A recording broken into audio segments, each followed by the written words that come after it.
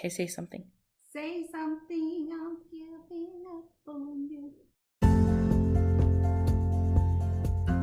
Grab your favorite caffeinated beverage and get cozy because you are listening to Mindful as a Mother with Paige Bruce and Lindsay Adams. Do you want to make a podcast?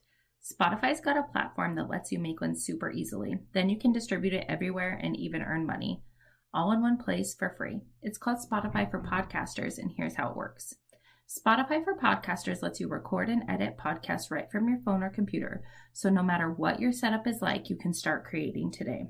Then you can distribute your podcast to Spotify and everywhere else podcasts are heard. Video podcasts are also available on Spotify. With Spotify for Podcasters, you can earn money in a variety of ways, including ads and podcast subscriptions. And best of all, it's totally free with no catch. This is what Paige and I use for this podcast, and it seriously makes it so easy. It's easy to record, edit, upload, put the show notes in, and it's free. So if you want to start a podcast, use Spotify for Podcasters. This podcast is not intended to be a substitute for therapy or the therapeutic relationship. And the information given in this podcast is purely for educational purposes and is not intended to replace the advice of a professional. Hi, and welcome back to Mindful as a Mother. This is Paige Bruce, one half of Mindful as a Mother. And it's Lindsay. And guess what? This is our 100th episode. Woohoo! What blows your mind about 100 episodes, Paige? Consistency. Yeah. The fact that we were able to be consistent at anything for 100 times is like, we're really, our ADHD brains over here, we are just freaking celebrating. So thank you for joining us. If you've been listening from the beginning or you're just tuning in, I want you to know how grateful we are. And welcome to the 100th episode of Mindful as a Mother. And to celebrate, we're going to do something really freaking special. What are we going to do? We're going to do something called a podcast sprint. So this episode, we are focusing on Chapter 5 of Your Brain's Not Broken by Tamara Rosier, PhD. If you don't know already, that's where we're at. We're finishing the second part. Part 1, we talked mostly about children and helping children identify and work through their monsters. Now we're going to talk about adults. And then next week, what we're going to do is every day for 5 days, we're going to encourage you guys to tune in for a short 5 to 10 minute clip where we're going to give you very specific educational information and actionable things you can do to understand your nervous system and to start to regulate it for you and your kids. Yeah, I'm so excited. It's going to be so freaking good. So make sure that you tune in for that, but make sure you listen to this episode first for like the why and the background. And we're really going to explain why it's important to do these things with your kids. Yes, especially if you are neurospicy. Woohoo! Okay, so Chapter 5 is all about monsters and identifying monsters of ADHD, essentially. And for me, this shows up a lot as like anxiety. Like I see it a lot as anxiety in kids and how we're just wildly creative. And if you don't remember or you didn't turn into the last episode, please do that because it's really good. But also, monsters are the negative thoughts that come up in our brains and kind of haunt us, right? Or scare us into behaving a certain way or not showing up as our full selves. Or they shame spiral us or have us questioning ourselves. Yeah. And when you're neurospicy, I feel like monsters, our fears, our insecurities are the things that continue to encourage us to mask, to show up as we think people want us to show up. Yeah. Mm-hmm. And that really causes a barrier to us being as authentic as we can. Do not take a shot for every time I say wildly creative. Yeah. Yeah. You'll listen to the last episode and you'll be like, I'm drunk. That's it. I am dead. But that's a really important part because ADHD, neurospiciness is a gift, and we have a lot of superpowers that come with it. And understanding the things that keep us from showing up as authentically as we can and limit us to show up in our full potential and what we have to offer, I think is one of the main concerns that I have as a person with ADHD and a parent of a child with ADHD. Right. And I think those negative messages that like we have internalized growing up with ADHD or being neurodivergent, or our kids are going to internalize, are the things that keep us from valuing and utilizing the gifts that come with the ADHD brain, right? Because like we get so stuck in my brain is different from other people's and I'm not the same, that it keeps us from focusing on the things that our brains can do that other people's brains can't. Yeah, and we think are just average. And a monster just came up for me while we were discussing that. So I'm going to launch right in. I circled a quote in this book that I really like. And it says, he who fears, he shall suffer, already suffers what he fears. Let me say it a little more fluid. He who fears, he shall suffer, already suffers what he fears. It's like if you are already worried about something or fear something, or you have those thoughts of insecurity and doubt, your body is already in the state of experiencing that. And I think that is true of all humans, and it's something that we talk about a lot, which is why we're going to focus on the nervous system. Well, yeah, and I mean, the really cool thing about being a human in the human experience is that, and this is when people talk about like, it seems woo-woo and like manifestation, but like our thoughts create, like our body can react as if the thing is actually happening to us. And this is why trauma is so difficult, but also like if we're having anxiety, our body's reacting as if that monster is here with us right now. It's not just a worry of the monster, right? Exactly. But the opposite is also true. So if we can like ground our nervous system, we can really get into a space of like safety and calm, and we can use that brain power to our advantage if we know how to do it. Yes. And so I'm going to encourage everyone that's listening to this episode. Lindsay and I are going to talk about how we identify monsters that show up for us, which means like fears, insecurities, things that our body physically responds to. Right? So we think it, and now our body's responding like it's happening. Yeah. I want to encourage you guys to think of these scenarios and really try to tune into your body and see where your body responds. Yeah. Because I think that would be a really great exercise to start lay the foundation of understanding how these things impact you. And one thing that I think about a lot is when we use exaggerating language. I was going to say hyperbolic, but I was like, that's a fancy word. When we exaggerate and we're really dramatic with our language, and this ties back to us being wildly creative, right? Like we can envision and imagine and communicate things that are so detailed and real to us with that wildly creative ability that we are now responding like it's happening. So I'll have some teens that come in and I just totally freaked out. I didn't know what to do. I like passed out. And so I'm like, tell me what that means. Like, what was totally freaking out? And I'm like, you passed out and you fell on the floor and somebody had to drag you out by your feet. And I get really into it. And I'm like painting this picture and they're like, no, miss, no, I just was like scared. And then I left. And I was like, okay. So then I'm like, let's tune into how our body responds to each of those differently. Like, how was our body responding when I'm saying I totally freaked out, I didn't know what to do, I like passed out and I was like blacked out and I started to dissociate, right? Like they're using all the words that we're finding because the mental health talk is on its game. And then we kind of neutralize it. Like I was feeling really scared and nervous because I was in a room with a lot of people and I needed to walk out to calm down. Did you feel a difference? Yeah, in your body, in your experience? Yeah. 100%. And I bet everyone listening did too. And so one thing that came up for me while we were talking about fears and monsters as being a parent with a child with ADHD, I realized, because Lindsay and I just brainstormed, like, what are our monsters? Let's identify them. Let's bring them out. And this didn't come up for me until right now, is the idea of how my child will be perceived because of their ADHD tendencies. Yeah. Yeah. Well, and I think, was it when I was talking about like the negative message that our kids internalize? Yeah. Yes. I've been thinking a lot about that lately too, and trying to balance it out more with like the positive messages and things like that. But it is a real monster and fear that comes up for me too, is how the world will perceive my child. But not even that, the piece that is the monster for me is how my child will react or feel about the world perceiving them that way.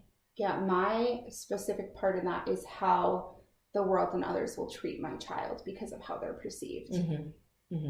And so that I realize right now in this moment, that is a monster of mine.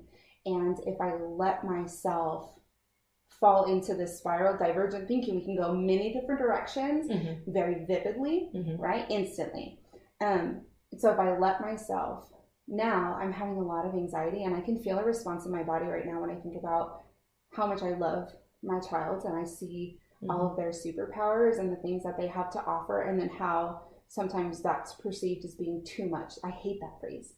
It's just too much. It's a lot. Your kid is a lot. I hate that. That is something that really, really hurts. Well, and I think when we went on a walk to kind of plan this episode, we were talking about how that's the message when it comes to emotionality that we've gotten our entire life, is that it's too much, and that then causes you to question yourself, right? Like, and we don't want our kids to experience that same thing. So it's coming from this place of like, I know this pain on some level, and I don't want my kid to experience that. And it feel like being the parent of a neurodivergent child, because I feel like autism, because I have this experience with Sam, like it resonates a lot for me with the autism as well. But like, I feel like I'm constantly fighting the negative messages that he may get from other places. Like I'm constantly trying to like compensate for that and make sure that like, that those things aren't coming from our family or like our immediate people that love him so much. And they're great. They wouldn't ever do that intentionally. But also like feeling like I have to be hyper aware of like what's happening at school and how peers are treating him, because I'm trying to like buffer or feel like I'm on top of these negative messages that he may be internalizing. Yeah. And I think the caveat here is these are all the assumptions because we're creating this scenario narrative in our head. Yeah. And that it doesn't happen. Yeah. And for my girls who are probably neurodivergent in like more of an ADHD way, I don't have those same monsters. And I think that that's something that's been really eye-opening for me, is that I play into those monsters more because of the word autism than I do with my girls.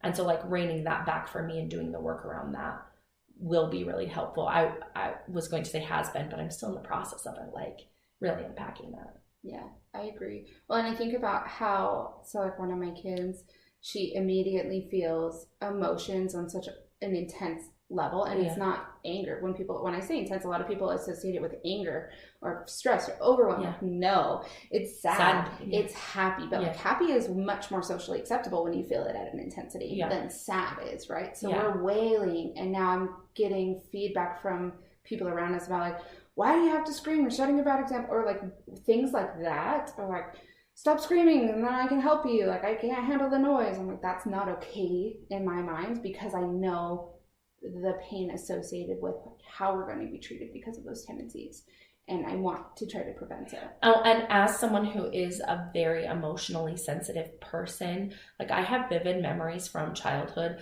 of people telling me that I was reacting too much to something. Like I had a really hard time getting in trouble as a kid, and one time we had like our railings were like spray painted. You know, people like spray paint railings, like, and we had them in this apartment we lived in, and I would scratch the paint off and like write my name in it, because duh, why do kids do that? But I did that. But I remember I did that all the time, and then like eventually my mom noticed and I got in trouble for it. And I don't even feel like she reacted super harshly to me about it, but I literally like that correction crushed me. And then I remember there being like dismissal of the level of emotional intensity I felt about being in trouble, right? Like, and I don't want my kids to ever have that feeling of like, you're reacting too much to this. Like you feel too bad about this. You know what I mean? Or you feel you're making a big deal out of this. I just told you not to like do that. Right. But like to me, it feels like a big deal. And also that probably ties into attachment stuff, like fear. I'm not going to be loved if I get in trouble.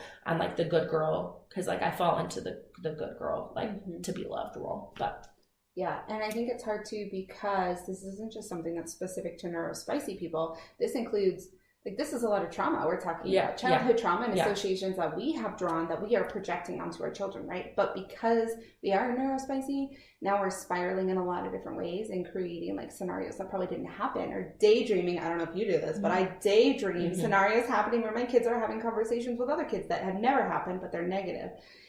And so that was a monster that showed up for me. And in the book, she talks about one of the beginning steps, which we said last episode, in taming our monsters, is being able to name it. Like, you have to figure out what they are for you and how they're showing up. I think in kids, as a parent, it's easy for me to see how things show up for my kids because we have that emotionality. And you see the behavior. So kids have behaviors. And so for me, it's easier to track it in my kids because I usually see a behavior. And then I'm like, oh, okay, I get why they are connection seeking a lot right now. And then like I can trace it back and figure out where the monster's showing up. Yeah. But in my own head, the thoughts are so pervasive and subtle in a lot of ways because they're ingrained beliefs about myself that I often don't realize that I am just making my life so much harder than it needs to be. Than it has to be, and having undue stress. So here's another one of my monsters Lindsay and I were talking about. I decided this year to buy an above ground pool for our kids. I haven't told them yet because then they'll be like, "Did you hear yet? Did you hear yet?" But I am over the moon excited because it just made more sense for us this year now that our kids are all in an independent swimming space.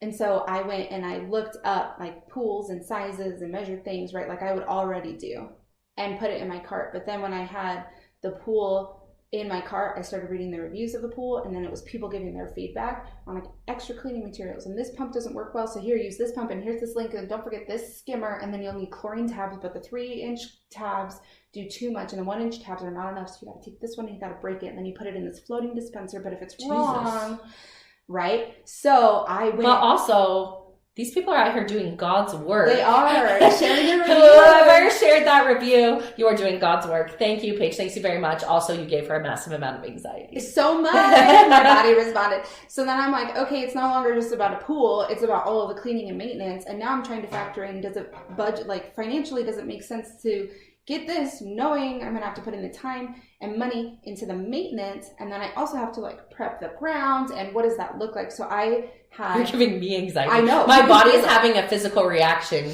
to this right now. So I just got so overwhelmed. This is where decision paralysis comes in. And if you are following along, I am in a divergent rabbit hole right now. Yeah. Where now I'm just going in every single direction instead of just like a really enjoyable summer activity that probably isn't as complicated to maintain. For me, is now like this huge project, and like I'm racking up the dollars in my car, adding all these add-on parts. Where does perfectionism come into this? If I don't do it right, then I can't do it at all. So I'm like, if I don't completely understand how to set it up, how to prep the ground, how to care for it, then I can't do it. I get overwhelmed. Well, and I think there's this rigid thinking pattern too that like ties into this as a monster with this, where you feel like you have to do something the perfect way to do it at all. Like it's an all or nothing thinking pattern. Yes. And those are really common in neurodivergent brains. Yes. Like, well, and it's like, if I don't know how to do this and I don't do all the things, which is why like a $150 pool then turned into like a $400 purchase. Yeah. Right. And if you weren't expecting that too, that can be like another level of monsters and thoughts about. So it's like, if I don't understand how to care for this, then I shouldn't get it, and I should pay somebody else the season pass or whatever because they know what they're doing, right? So now I'm like, not at all. No, never mind the positive benefits of having it. And so what I ended up doing is I had to just completely close my browser and I had to walk away. I walked away for a few days because I just was so overwhelmed and stressed every single time I tried to decide what the wisest thing to do was, because I would get trapped in this perfectionism monster divergent spiral. And so how I had to work through that is I had to regulate my nervous system, which we talk about a lot, and we're going to explain the importance of that. But I honestly was like, okay, this year I'm giving myself permission for it to be a learning opportunity. I love that. I pressed go on whatever I already had in the cart based on the reviews that I'd already looked at. And instead of deep diving in again, or even buying extra filters or chlorine tablets, I pressed go. And I was like, okay, I'll give myself until October because that's when we'll put the pool away. And if I hated it, then I know that now. Mm-hmm. But if I don't, then I also had a learning opportunity on how to use it and how we're going to enjoy it next time. Can I share where this shows up for me? Yeah. This shows up for me with like meal planning and grocery shopping. So my brain is not good at the organization part of things. And I don't mean that in a way of like, I get torn in, like, I hate the word executive, like dysfunction, because I don't think it's necessarily a bad thing. Yeah, but like my executive function differences don't make it harder for me to go through the steps of like planning meals, finding ingredients. How many snacks do we need? What kind of snacks? And this is why Paige does all of our organizing for the podcast, because it just makes it's hard for my brain. But what I'll do is I'll spiral and like I have to make sure I get all the things we need. And if I forget something, because being forgetful is something that often happens, that would be the end of the world. And so I spiral of like, did I get everything? Did I get enough? Did I meal plan the ingredients? Am I saving the most amount of money possible with coupons and blah, blah, blah, blah, blah. And I had to just stop and be like, Lindsay, you live 3 seconds from a grocery store. It's going to be okay.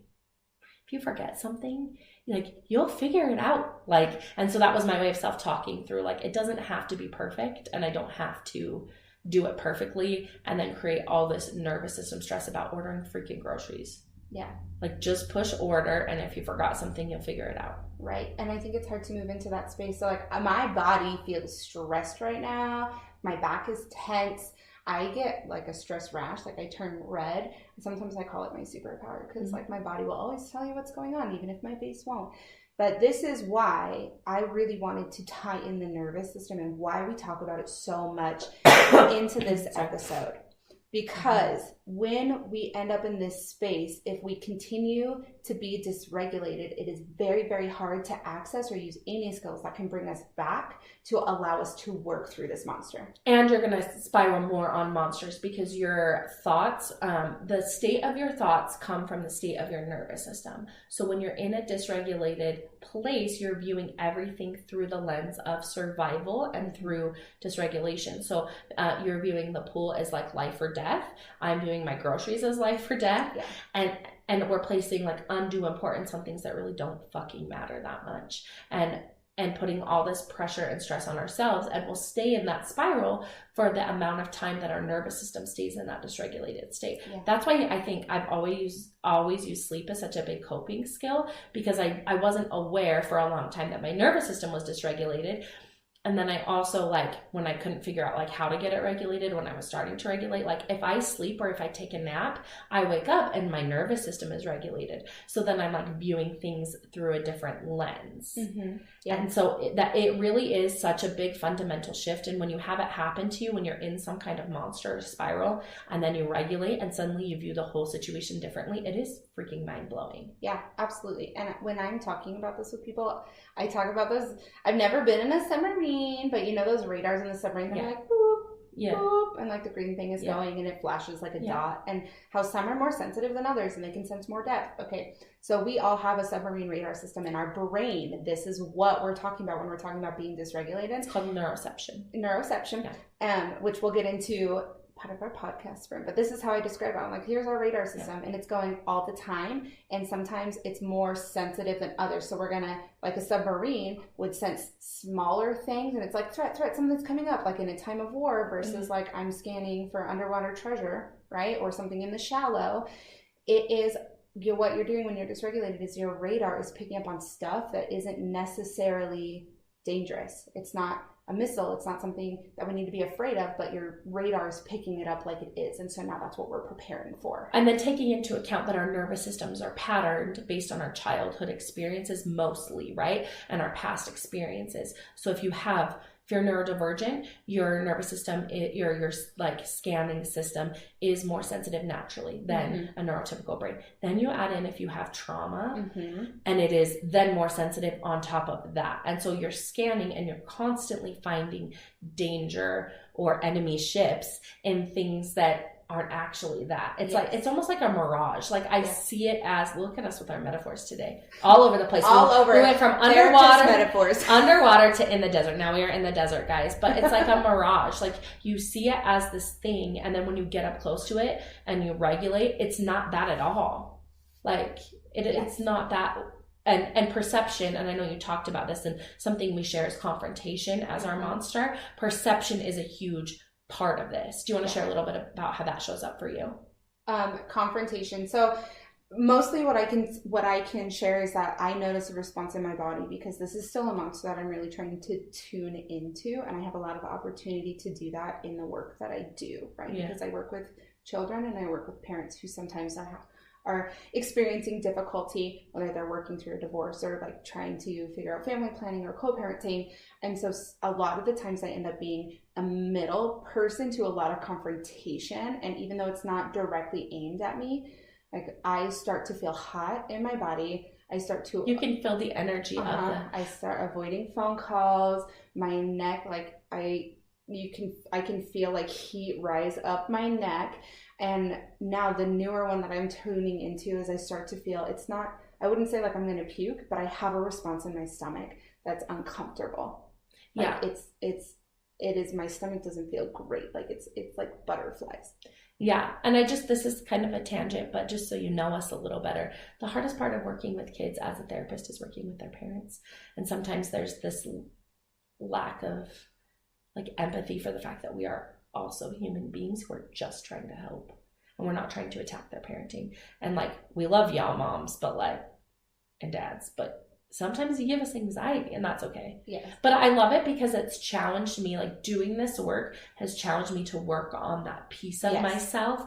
Like, so I almost appreciate it sometimes when I have like a parent or a situation that requires me to be more direct, because then it's making me learn, one, how to regulate my nervous system, and two, showing myself like I can do this, like it's okay, you know. Yeah, absolutely. Sorry, that was my tangent. No, it's a good one, and it's something that oftentimes I know this is one of the powers of understanding the work is I know this is a response happening in my body. It's not a confrontation coming at me. So even though my radar system is picking up on it, I can practice my skills to regulate and ride that out, and then it becomes less and less intense the more that I experience it and I'm able to work through it, which is why the importance of why we talk about the nervous system, right? Like this is a hill I will die on. Everything is related back to your nervous system. And when I have a supportive routine in place, and we're going to teach you how to do that in our podcast sprint for my nervous system, it is easier for me I have the awareness of because I'm just taking care of my nervous system. I'm supporting it. I'm nourishing it. So when I get into my body steps into that, I'm more aware of it. So I don't spiral as long. I still spiral, but not as long, or my body still maybe has the physical reaction, but then my mind goes, oh, that's what this is.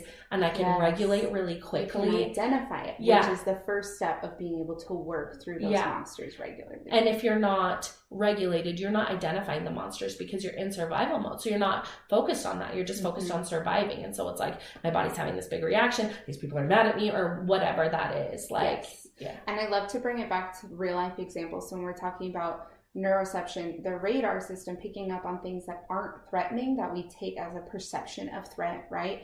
Okay, so this is an example of, I had a client who was working on a test. They did very well on the test. The teacher complimented them. Hey, really good job on your test. And then the client, what they ended up perceiving it as was, oh, they think I'm stupid, like I wasn't going to do well on this test.